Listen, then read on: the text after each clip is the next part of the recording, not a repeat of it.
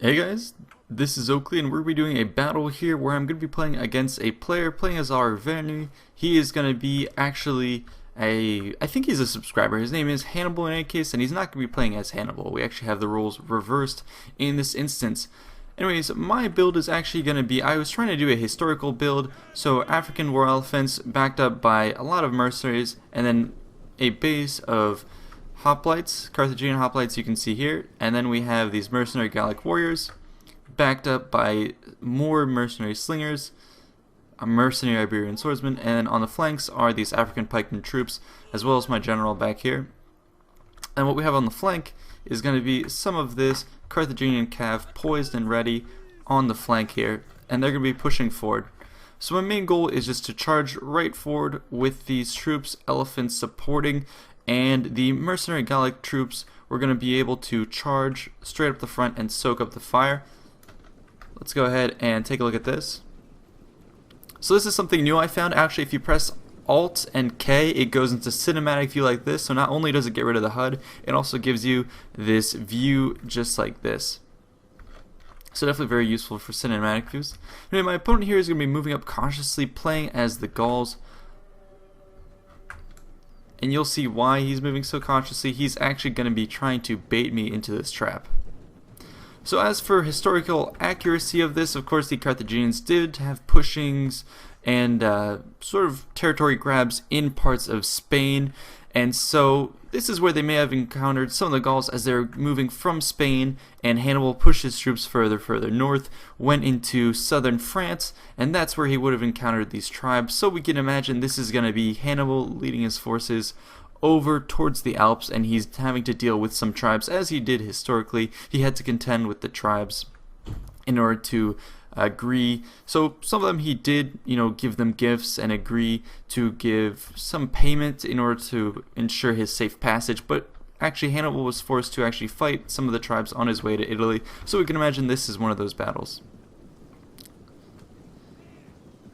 The Gallic force is deploying right here, and you'll see it's going to be actually very close when it does come down to that final engagement. My opponent does have some cleverly hidden wings, and I'm actually going to be just positioning myself for an all-out charge using the elephants right here, mostly to just crack any opponent, especially Gauls. These are going to be very powerful troops, so elephants to break them up, Gallic mercenaries to follow up on the panic, and then hoplites to hold the line after that, ensure their victory. So my guys here are going to be going on the flanks, anticipating the charge over there, and you'll see what this will yield as I continue to do that.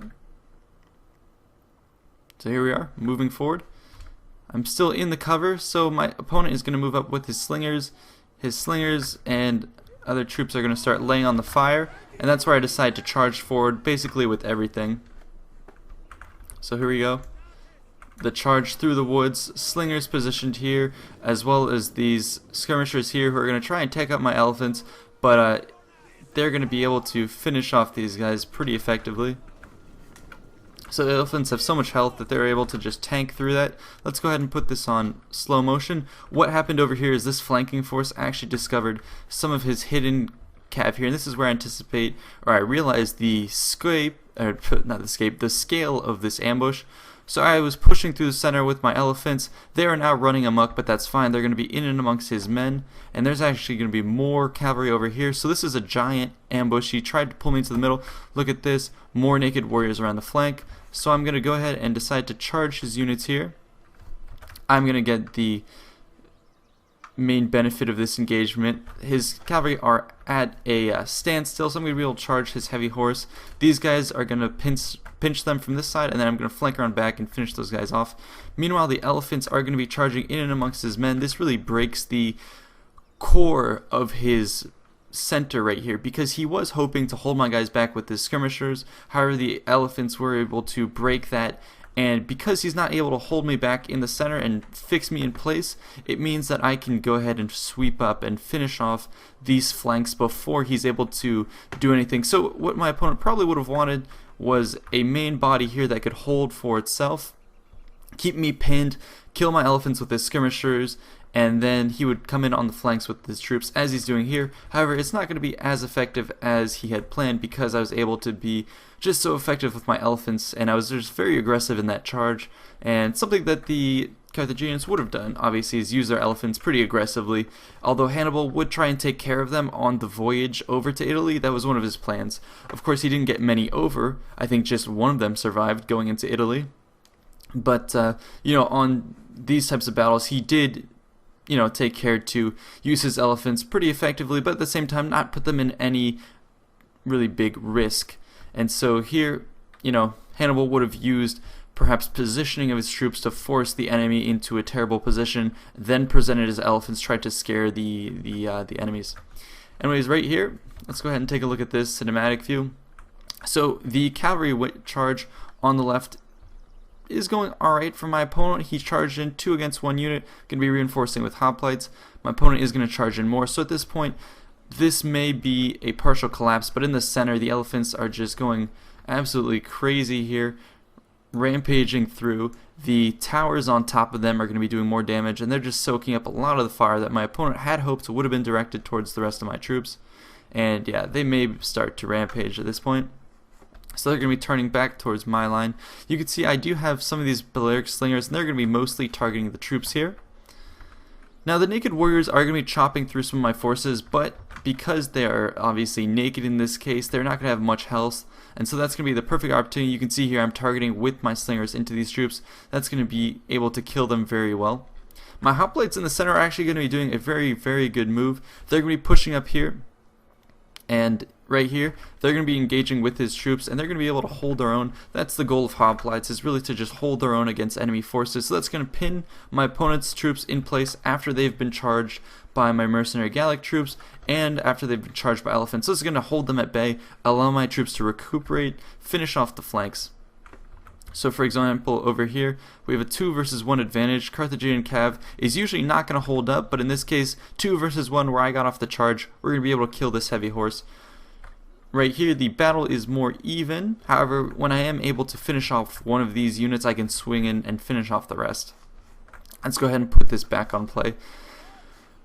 So charging forward with my cav, also something that I wasn't able to point out very effectively, but in this battle my opponent actually did use a lot of, he had 2 units of war dogs, and you can't even see them taking effect, mostly because when my elephants charged, my, wow, so much is going on here.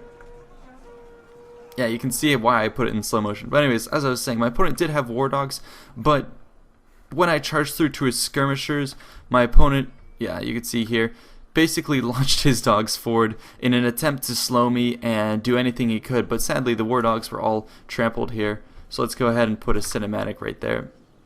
Sad to hear that the war dogs died. But my elephants are still alive, fighting on this flank. They did go a little berserk, but they're going to be coming back. And you can see, yep, chasing down this one troop right here. But they'll be coming back. Yep, there we go. I'm going to get control of them once more. They're going to be coming back into the battlefield, where now my hoplite wall, my pike wall, my Iberian infantry has all come back, and now they're forming one pretty dense front here, where I can reinforce. My own general is going to be pulling through the center here in order to land some hammer and anvil strikes. I'm continuing to hold off his forces here, and over here, broke through, killed his heavy horse, and now I was able to reinforce, help those guys out. In the center, my slingers are continuing to put on the pressure, and now my general is going to get in on the action, killing his slingers right through here. I really love the skins of these Carthaginian generals. They look beautiful, and they're doing great in combat. And take a look here. Now we're going to have the lumbering beasts coming in to finish these troops off. My opponent did have a good amount of slingers, as you can see. They're still engaged, but they just weren't very effective, and that's why these elephants were so great in this battle. My opponent could have held me very, very easily, but just the elephants were able to tank most of his hits and allow me to just crush through his forces, and the fact that I had scouting cavalry on the wings definitely helped me a lot in this battle. Anyways, the center is going to be decided at this point.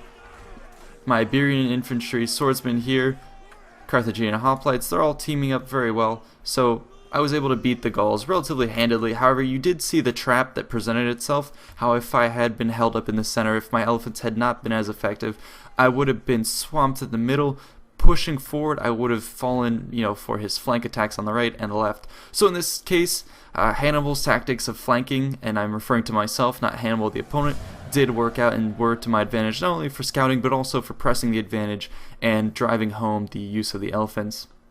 So let's look at some of the unit stats. Yeah, look at this. I really neutralized his forces. And I did like this historical build using Carthaginians, heavily relying on Gallic warriors and Iberian swordsmen. Now, all in all, they didn't get too many kills, but they did soak up most of the enemy fire until my hoplites could come, hold their own, and mostly it came down to my elephants really tanking it and doing a lot of damage. Oh, and actually my opponent, it turns out, was Hazmate. Sorry for any confusion right there, but Hazmate, thank you for the battle. Anyways, I'm hoping to see the near... I don't know when it's going to take, but the near release of more Carthaginian troops. Hopefully that'll allow us to pursue more historical builds. Anyways, I hope to see you guys next time, and hopefully on the online battlefield. See ya!